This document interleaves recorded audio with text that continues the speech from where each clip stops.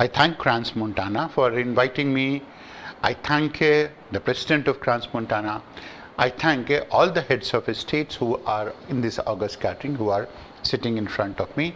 I thank all of these heads of governments which are part of it. I thank all of these organizational heads of from who have gathered here from whole of the world over, and the illustrious group of people who are sitting on the dais.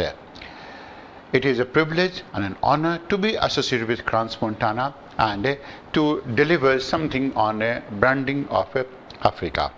Indeed, it's an important topic, not only because it's a topic, it's an important topic because the 21st century must go on to belong to either South Asian countries or to Africa. North America has seen its days, Europe has seen its days, China is emerging and we're going to see it. But simultaneously, Africa as well as South Asia will also go on to see themselves. And that is where the branding of Africa goes on to be important. The basic meaning of branding, as we set out in the beginning, is that it's one type of a memory that lasts. It's one type of a memory that is sustainable. It's one type of a memory that is important and that is going to be filling you with joy. It's a respect. Branding is not only a memory, branding is something that is a respect. Branding is not only a recall value, branding is something that is a respect that keeps on lasting. Branding is a respect that is going to mix with aura. It is this aura of a concept of a country, a distinctiveness of the country. It goes on to make it goes on to make branding an amalgamation of its USP. The second is its respect. The third is its activities, anything that is going to be concerned with or associated with it. The value of branding is that it's not only a business, it's not of course only a trade, it is more than a business. Business in the sense that it will go on to create a good amount of a respectability, it will go on to create a good amount of an aura, it will go on to make a market of so many things, it will go on to be of a strategic significance, it will go on to be something that will go on to be important from the perspective of a strategic alliance. Is something that will go on to be an amalgamation of people's concept, people's mindset, people's willingness, people's aspiration, as well as people's perception. Branding is a new power. Power in the sense that you are able to exercise on the power is one that you are able to exercise on the minds of the people. It is a new identity. A new identity, that means a distinctive identity. Once you have a branding, you are able to sell yourself. Once you have branding, you are able to keep a high degree of a responsibility with yourself. Once you have a branding, you are able to have an abiding amount of respect and faith of the people in you. Branding is what is the buzzword in 21st century. Branding is what is the new status that is going to be found in the whole of the world. Branding is an experience, and from that perspective, it is part of experiential economy. The present status and public perception of branding for African countries goes on to be very, very different. Very few African countries have an identity of their own, and in fact, most people can't tell the difference between Zimbabwe and Botswana, Cameroon and Congo, Zambia or Senegal. This lack of differentiation throws them all into an African melting pot. That's why countries such as South Africa, Nigeria, Kenya, Ghana have ignited nation branding programs in order to gain a national brand of their own. The 2010 Soccer World Cup has been the greatest marketing opportunity that Africa has ever had, and all the communicators got involved in aligning positive brand messages about South Africa and whole of Africa. There has been no event, single event that can go on to match the 2010 Soccer World Cup as far as branding of Africa has been concerned. social issues, poverty and hunger, and changing the Afro-pessimism image of Africa in the face of crime, poverty, corruption and war has ruled the perception milieu of the people who had to make a difference to Africa. Now, it is about it. These are the people who are going to be making some type of a difference in policy making. These are the people who go on to travel to Africa. These are the people who go on to take a decision to invest in Africa. These are the people who are responsible for making Africa what it can go on to be. These are the people who can go on to set an agenda for Africa. These are the people who live in a inbuilt perception milieu that is going to be created by their surroundings. There are many things that goes on to set the agenda for branding of Africa. It's the Western countries set, and it's essentially the Western countries which go on to set an agenda based on their interest of their own, and accordingly they go on to portray it. The media protects the branding of their own country in that they do not portray negative news of the country concerned. This is the basic reason that a lot of mass killings do not go on to get reported from North America, because the media is very protective of the brand of the country. You will understand that is when you go on to take a case study of India, Africa and United States, it is Indian media will go on to look for all the negative aspects, which is goes on to be soap opera where villain are branded as villains, where women are branded as the greatest villains one can go on to think of. The second is you will go on to find even a smallest issue that is going to be blown out of proportion and converted into religious color, or it is going to be converted into a caste color, or it is going to be converted into a color that is anything but is not a part of a reality at all. Indian media thrives on being negative in every possible sense, and it is this negativity that goes on to allow it to sensationalize any type of news. The same is going to be with that of Africa as well. Africans have not been able to portray themselves. They don't have a sense of identity. They have not won that type of a sense of identity by way of which they are in a position to portray themselves in a manner that will go on to create a brand for themselves. But then compare it with United States, and we all understand that it's not only government, it's the government plus the media plus the people plus everything. United States goes on to be working in tandem with each other, essentially to brand the whole of the country and to make this country so powerful. African stories are told in American ways. Consequently, they go on to be given a color. They go on to set an agenda. The main point is that Africans must start telling their own story about Africa and harness their own media to tell the whole story. Not just the lowlights, as told in other parts of the world by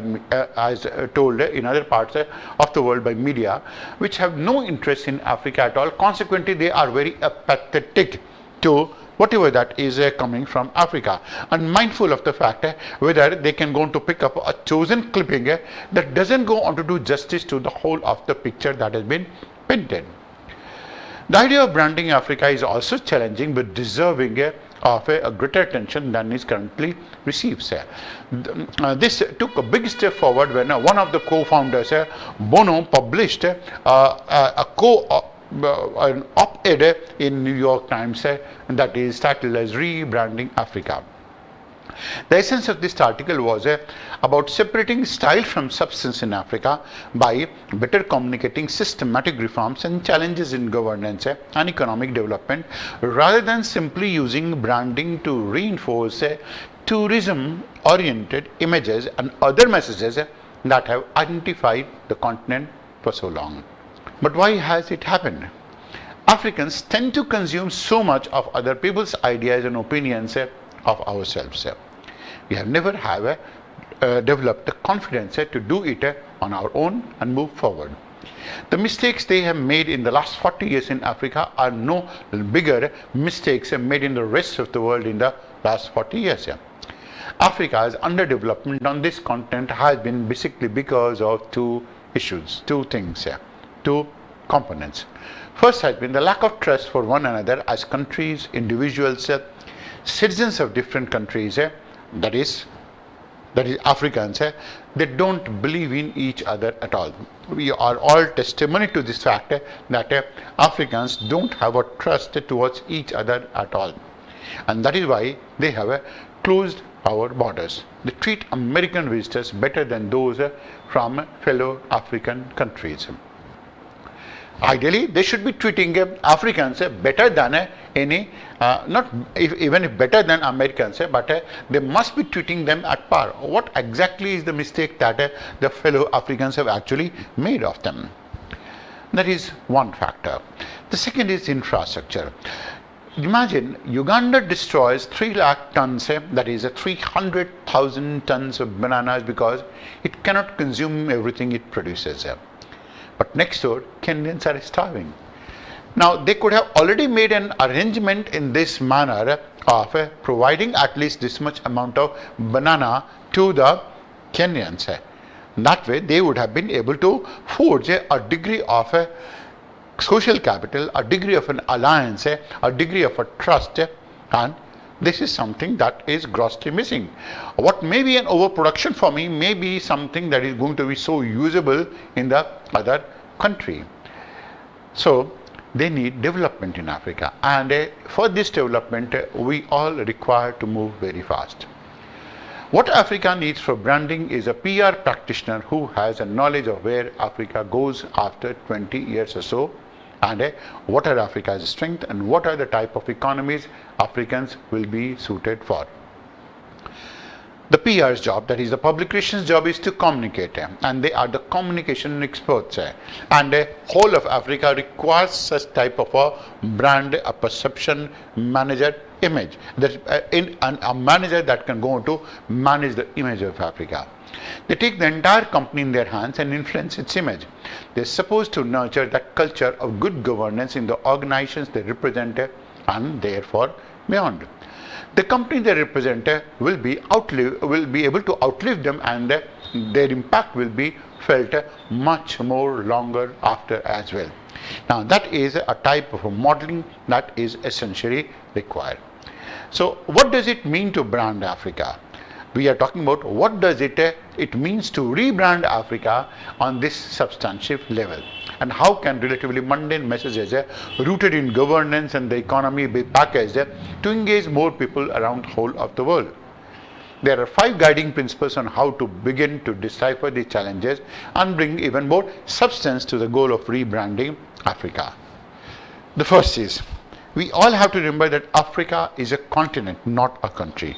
Incidentally, there is only one country that is a continent, or one continent that is also a country, Australia. Exclude Antarctica as well. So like most continents, Africa is an amalgamation of countries, not a monolithic whole. As a result, the starting point for any discussion about branding Africa should begin on the country level. Egypt is not Eritrea, Ghana is not Gabon, and they go on to present totally different profiles despite their similarity in size and geographical proximity. One of the dangers of focusing on a more sweeping definition of the African brand is that the various problems that plague parts of Africa today then become liabilities for the individual countries with more hopeful development prospects. National governments with a story to tell should identify and develop their national branding according to their own strengths and strategies, rather than as a piece of a larger whole whose fate is generally beyond their control. Second is, less is more. Now we are talking about Keynes countries. While the Keynes countries, that is Kenya, Egypt, Nigeria and South Africa, constitute the largest share of the African economy, smaller states like Liberia, like Ethiopia and Ghana may have growth potential that exceeds that of their larger neighbors. And while this does not suggest that these similar countries may surpass their Keynes peers in terms of the economic size, sometimes identifying and communicating a clear, more narrow message than a fragmented one that has more budget behind it, but it has less discipline. For example, if a smaller African countries find a specific industries to target for foreign investment and adopt a branding strategy to support it, they could realize greater results as compared to a broader, less focused approach. The third is organizational matters. For national branding to work, governments must extend the idea of good governance to the realm of country branding and marketing, and establish relevant ministries to focus and coordinate this activity within the government's bureaucracy. South Africa and Kenya have taken positive steps in this direction, establishing the International Marketing Council and Kenya's Brand Union. These bodies, however imperfect, illustrate how country building cannot be successful if it is conceived in isolation and doesn't have an organizational structure within which it can be managed and grown over time. National branding shouldn't be a trending, one-off activity, but rather a function embedded in country's bureaucratic DNA. It's bureaucracy which is constantly going to be a branding and rebranding of the whole country. While leadership and strategy may evolve over time, the key is to keep the structure for communicating a national brand intact so that messaging to this outside world remains as consistent and clear as possible. The third is, don't hide from Africa's challenges. There are challenges, of course, and this is one part that has to be taken into account as much as anything else. Because many African governments are deeply connected to the larger development community, countries are best served by being both realistic and aspirational when it comes to national branding. What this means is that if national budgets, internal projects are tied to multilateral assistance, it only makes sense to work on a national level to best articulate your country's needs and the sources of this funding. This is the realistic part. Branding in the realm of countries is not only about telling a happy story. It is more about telling a compelling and an accurate story. Not only presenting a rosy picture, it is about telling a realistic or giving a realistic assessment of what country is, what it has done, and to what extent it is likely to do and to go ahead. That means in ways that are tailored to a specific development goal, regardless to what they are. And what is aspirational about this? By gaining focus internally, even when it is about difficult and seemingly intractable problems, country brands are positioned to receive greater outside support, which over the long term may reveal greater development possibilities. The fourth is, country branding isn't only about tourism. The amount of money country government spends on tourism promotion sometimes can go on to confuse a good number of people. In fact, a good number of people who are not from Africa in this hall will be also having a similar type of a perception that the whole of the world is likely to build up in this case. Tourism is undoubtedly important and brings revenue, international visitors and jobs to countries around the whole of the world. But in this cluttered market with endless images of beaches, safaris and other amusements, nation branding needs to be about something more. Imagine the intrigue if an African country shifted more of its marketing dollars to targeting new forms, foreign direct investment in unexpected ways, or attracting engineers and scientists from around the whole of the world to a local conference about making Africa green, making Africa not only green, that is converting the whole of Africa into a green economy. True, this is easier said than done. But national branding in Africa must become more attractive to tourists and begin to tell a deeper story about a diverse economic landscape of opportunities on the continent. So the issues that require to be pondered on and to be thought over include, first, do Africans understand the global phenomena? If they don't understand, then they're required to be told in no uncertain terms and they're required to be educated in their own common language. Second is, are African participants or observers in the whole of the world? Africans must know more of what is going on in the rest of the world and be less parochial. Third is, are Africans thumping their own chest? They must do that. They need to start screaming loudly about their own achievements, and there are no less achievements of the Africans in this case. Fourth is nobody else will tell African story. They need to devise ways to tell their stories themselves. That is, that must be laced with films, graphics, laced with emotions, upload it, show that the resilience Africans are associated with, the joy Africans are associated with. The fifth is unity in strength.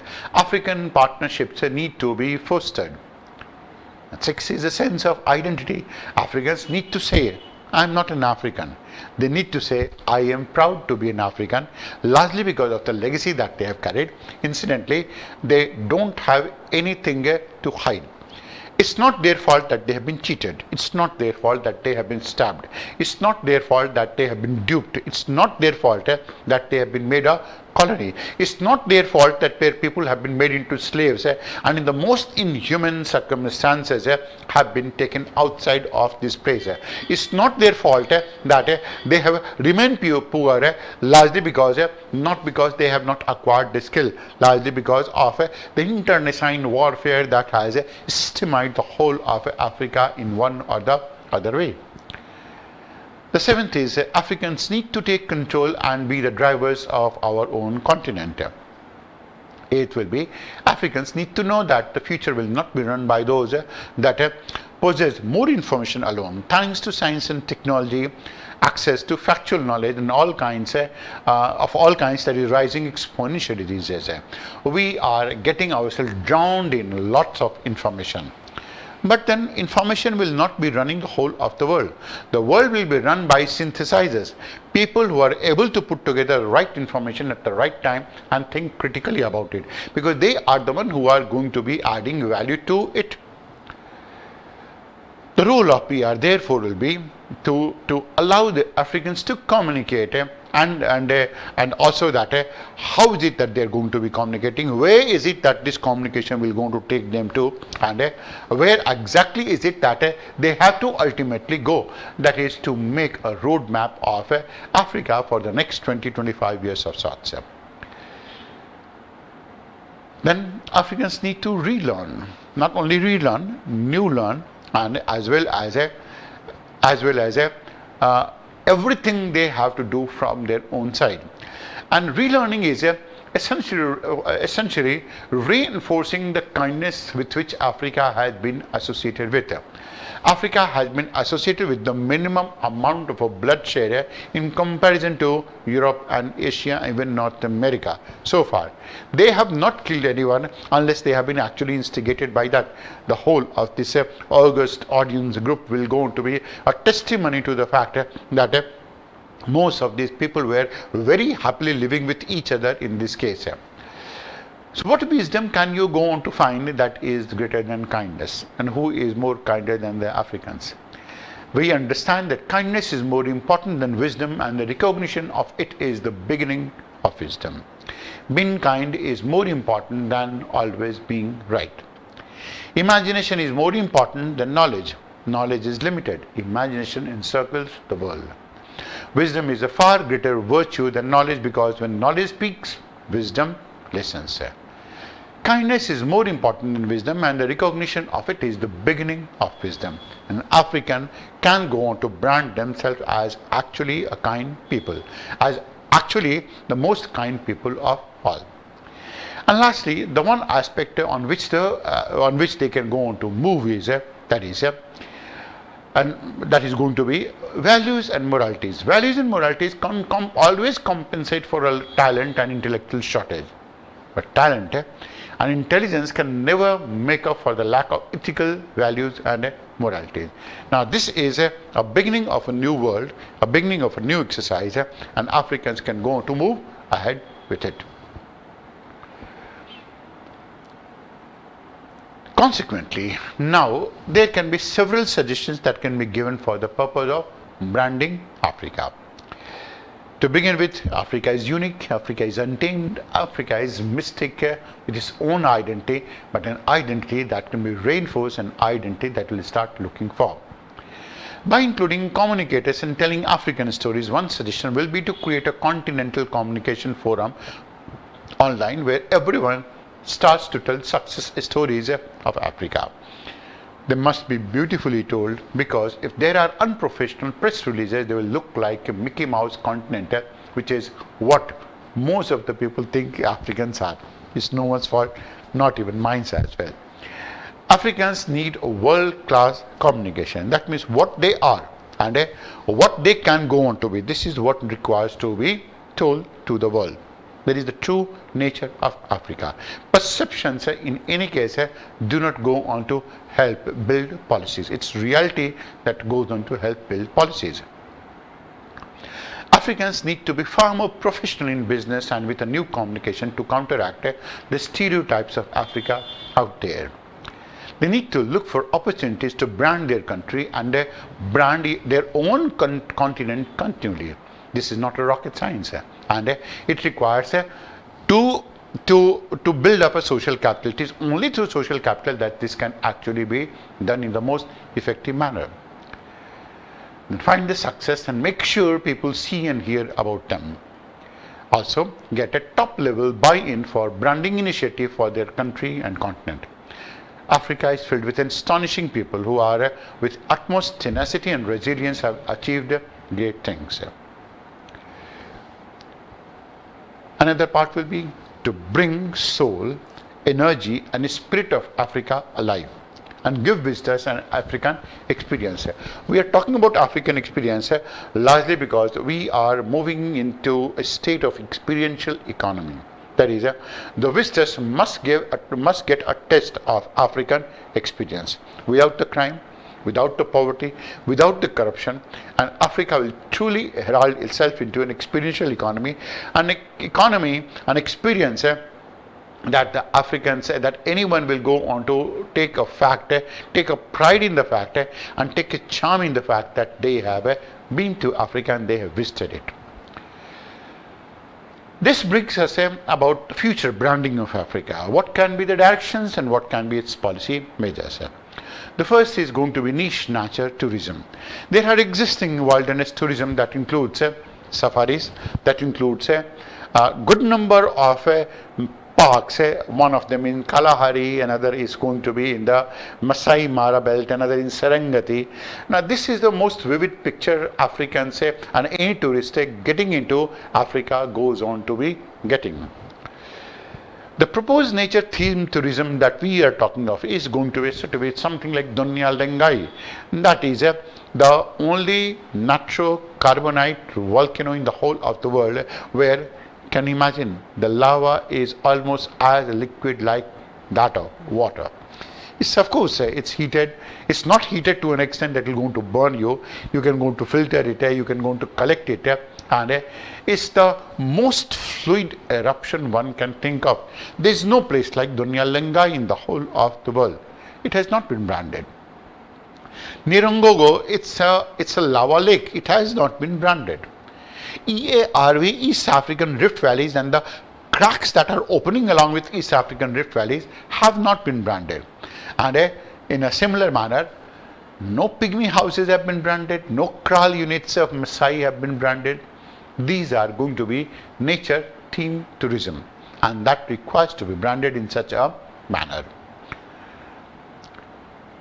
On the economic front, as a labor force and hard work centered skilled labor migration requires to be taken care of, because this will go on to be one of Africa's strength, considering that its population is going to be increasing at a faster rate, considering that zero population growth has actually entered into China, considering that European countries will require it, considering a lot of things.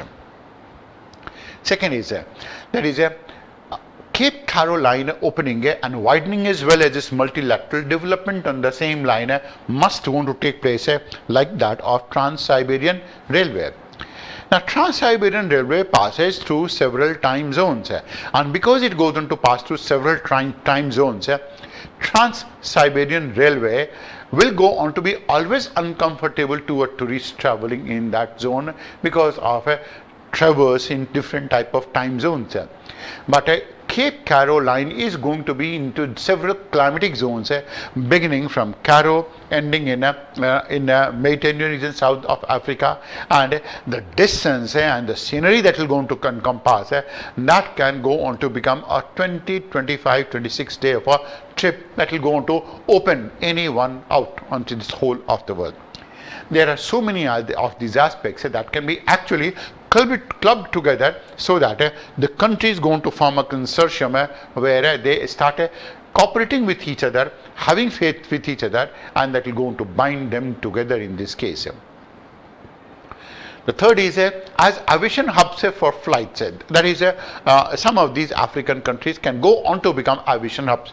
Dar es Salaam is already there. Johannesburg is already there. We are going to be talking about Casablanca and Marrakesh. They can go on to be converted into an aviation hub of a very high standard. And that will go on to be an aviation hub for all of this journey that is going to be moving either towards North America or towards South America for any flight that originates in South Asia or even East Asia. Then use of the African local wisdom, like use of Indian local wisdom, like use of any local wisdom.